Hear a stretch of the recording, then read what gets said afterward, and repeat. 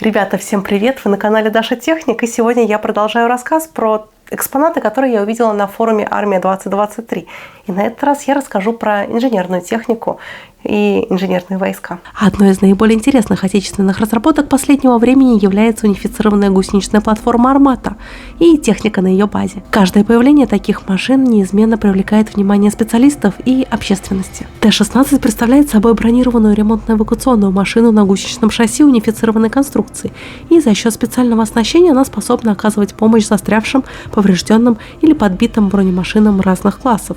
И при этом унифицированная платформа дает БРЭМ высокие технические и рабочие характеристики. БРЭМ построена на шасси «Армата» в его танковой версии с кормовым размещением моторно-трансмиссионного отделения. Передняя половина корпуса получила крупную настройку-рубку, смещенную к левому борту. Рубка выполнена из брони и несет накладные модули. Внутри нее находится рабочее место экипажа и часть целевого оснащения. Сообщалось, что баллистическая и динамическая защита дополнена бортовыми комплексами РЭБ. На лобовой части корпуса БРЭМ находится бульдозерный отвал с гидравлическим приводом. При вытаскивании техники он используется в качестве упора, а при работающем кране манипуляторе выполняет функцию дополнительной опоры домкрата. Слева от рубки находится основной подъемный кран, способный поднимать грузы до 2 тонн. В корме на правом борту находится еще один кран поменьше. Внутри корпуса помещена основная лебедка для работы с застрявшей техникой. БРЭМ Т-16 не предназначается для активного боя, но может защитить себя, и для этого на машине имеется набор дымовых гранатометов. Кроме того, на крыше рубки размещен дистанционно управляемый боевой модуль с крупнокалиберным пулеметом. Экипаж Т-16 включает 3 человека. От предыдущих отечественных БРЭМ новый отличается увеличенным внутренним объемом, за счет чего удалось улучшить условия работы экипажа. Ну а больше контента обо мне вне техники и моделизма есть на моей страничке на Бусти, ссылочка есть в описании. Самый крутой экземпляр инженерной машины был представлен на стенде Уралвагонзавода, и встречайте, это объект 153 или УБИМ, универсальная бронированная инженерная машина. И в парке техники инженерных войск должны присутствовать бронемашины разных типов, способные решать широкий круг задач. Несколько лет назад в нашей стране появилась идея создания универсальной инженерной бронемашины, способной заменить сразу несколько существующих образцов.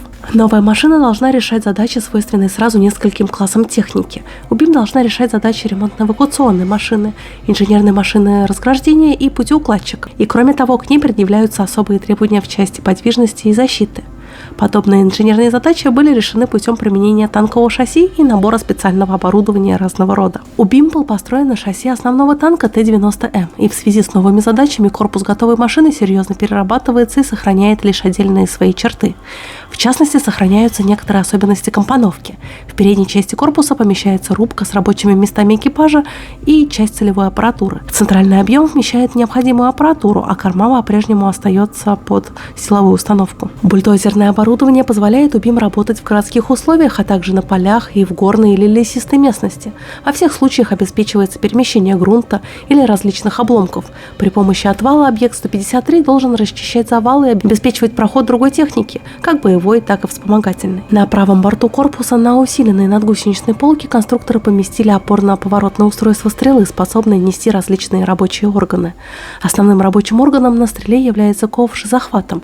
При переводе машины в походное положение он оказывается позади кормы и поднимается вверх во избежание задевания грунта. УБИМ не должен вступать в прямое соприкосновение с противником, но все же оснащается оружием для самообороны. В задней части крышки рубки предусмотрено посадочное место для дистанционно управляемого боевого модуля. Есть основания полагать, что УБИМ может заинтересовать и зарубежных заказчиков. Основные боевые танки семейства Т-90 поставляются множеству зарубежных армий, которым требуется и инженерная техника. Использование унифицированного шасси в таком случае оказывается важным конкурентным преимуществом. Бронированная ремонтно-эвакуационная машина БРЭМ-1М на базе танка Т-90С предназначена для работы с танками весом до 50 тонн. Экипаж машины состоит из 3 человек – командира, механика-водителя и сцепщика-такелажника. Буксировка танков производится на буксируемых тросах или на полужестком буксируемом приспособлении с внутренней амортизацией.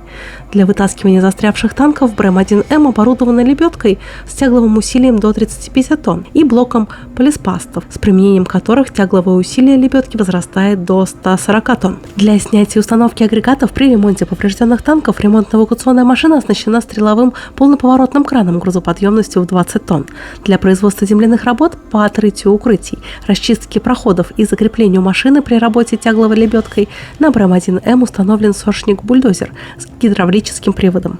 Для размещения контейнеров с инструментом, приспособлениями и запасными частями на крыше корпуса машины установлена грузовая платформа грузоподъемностью в 1,5 тонны. А электросварочная аппаратура для резки и сварки стали получает энергию от стартер-генератора. Бронирование БРЭМ-1М противоснарядное комбинированное для борьбы с легкобронированными наземными целями живой силы противника, а также для защиты от нападения с воздуха смонтирована крупнокалиберная зенитно-пулеметная установка. Плавающая бронированная ремонтно-эвакуационная машина БРЭМ-Л на базе БМП-3 предназначена для работы с боевыми машинами пехоты.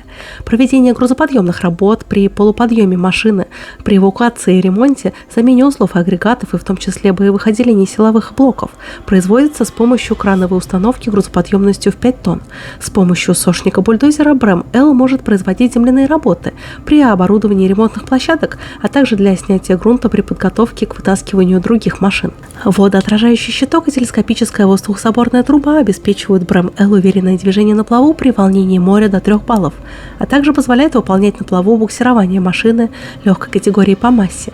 Грузовая платформа позволяет транспортировать различные запасные части машин. С помощью установленной на машине электросварочной аппаратуры можно производить электросварочно-режущие работы по стали и алюминиевым сплавам. Экипаж из 3 человек состоит из командира, мастера по электроспецоборудованию, механика-водителя, крановщика и слесаря-сварщика-такелажника. Для самообороны на вращающемся люке командира установлен пулемет ПКТ. Бронированная ремонтно-эвакуационная машина БРЭМ-К на базе бронетранспортера БТР-80 имеет то же предназначение, что и описанное выше, но работает с поврежденными бронетранспортерами БТР-60, БТР-70 и БТР-80, а также их модификациями. Подъем груза осуществляется тросом тяговой лебедки, пропущенной через люк в нижнем лобовом листе корпуса. Эта же лебедка с тяговым усилием в 4,4 тонны и длиной троса в 75 метров используется для вытаскивания застрявшей техники. Кран-стрела также может монтироваться на башне машины. В этом случае получается поворотный кран за счет вращения башни с ручной лебедкой грузоподъемностью в 0,8 тонны. От БТР-80 ремонтно-эвакуационная машина МРЭМ-К унаследовала пулемет ПКТ в башне с боезапасом в 1500 патронов, а экипаж составляет 4 человека. Уран-6, новейший российский робот-сапер, представляет собой гусеничный самоходный радиоуправляемый минный трал, и в зависимости от задач, которые ставятся перед комплексом, на него может быть установлено до 3 различных тралов. Это байковый, катковый и фрезерный, а также бульдозерный отвал и механический схват. Оператор может управлять комплексом на удалении до 1000 метров, а на устройстве имеются 4 видеокамеры, которые обеспечивают круговой обзор. Роботизированный саперный комплекс Уран-6 в состоянии обнаружить, идентифицировать и по команде уничтожить любой взрывоопасный предмет, мощность которого не превышает 60 кг в тротиловом эквиваленте. При этом робот обеспечивает полную безопасность личного состава. Обнаруженные на местности боеприпасы Уран-6 обезвреживает, либо разрушая их физическим способом, либо приводя их в действие. Комплекс Уран-6 использовался в ходе проведения операций в Сирии, где применялся при разминировании Пальмиры, Алеппо и других городов. Были произведены расчеты, которые показали, что один робот-сапер Уран-6 за день в состоянии выполнить объем работ, которые могли бы сделать подразделение из 20 саперов. Уран-14 является многофункциональным роботехническим комплексом пожаротушения МРТКП на гусеничной базе, и он предназначен для ликвидации последствий технологических аварий и пожаров, инженерной разведки местности и доставки к месту применения средств пожаротушения в режиме дистанционного управления. Комплекс рассчитан на применение в зоне высоких температур, а также других опасных для жизни человека условиях. Комплекс просто удобен в управлении и уникален по своей эффективности и безопасности работы, что исключает непосредственный контакт человека с опасными для жизни температурами в зоне пожаротушения. Комплекс оснащен цистернами с водой и пенообразователями емкостью 2000 литров и 600 литров соответственно, и предусмотрена возможность применения МРТКП с подключенным внешним источником воды. Кроме того, Уран-14 имеет поворотный хват, который может переносить груз массой до 2 тонн. И интересно, на выставке смотрелись танковозы. Сидельный тягач высокой проходимости БАЗ-6403 8х8 используется для буксировки полуприцепов при эксплуатации по всем видам дорог и отдельным участкам местности и выпускается Брянским автомобильным заводом. Он предназначен для буксировки полуприцепов общей массой до 71 тонны и движением по всем видам дорог и местности.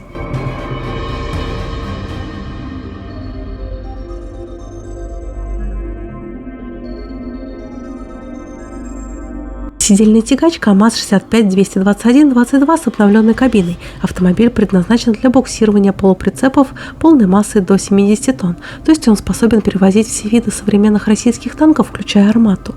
И обратите внимание, что позади кабины расположена лебедка для затаскивания буксируемой техники на прицеп. И главное отличие от тягачей прошлого поколения – это кабина, заимствованная от КАМАЗа в серии К3. Ранее таких кабин на военных версиях камских грузовиков я не встречала. А некоторое время назад я слышала, что военные отказались от кабин нового поколения из-за низко расположенных приборов освещения. И, видимо, мнение заказчика поменялось. Автотопливо-маслозаправщик автобронетанковой техники АТМЗ-7-65-224. Машина предназначена для заправки автобронетанковой техники боевых частей подразделений в районах сосредоточения при невозможности развертывания средств массовой заправки. Автомобиль может также и заправлять разогретым маслом в случае низких температур, а также помимо автомобилей и бронетанковой техники еще и малые суда. Особенно любопытно выглядят канистры, видимо, для порционной раздачи топлива про запас.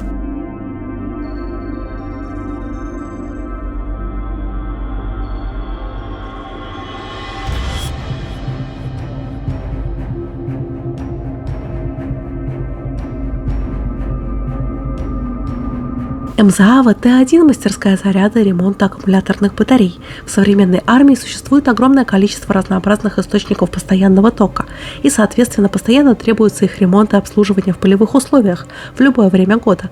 И для этого и создана эта машина на шасси Урала на базе современного семейства Торнадо.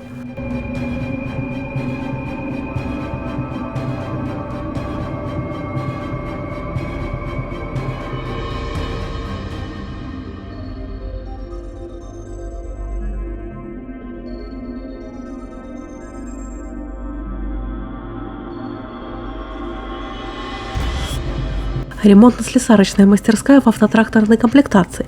РМС АТ-1 предназначена для выполнения разборочно-сборочных, слесарно-подгоночных и других работ при ремонте автотракторной техники в полевых условиях. Мастерская имеет собственную электросиловую установку, преобразовыватель частоты тока для питания электрифицированного высокочастотного инструмента, кран-стрелу и палатку для ремонта машин в непогоду и также другое оборудование. Мастерская может проводить сварочные, меницко-жестянские, столярные, обойные, малярные и заправочно-смазочные работы, а также зарядку аккумуляторных батарей.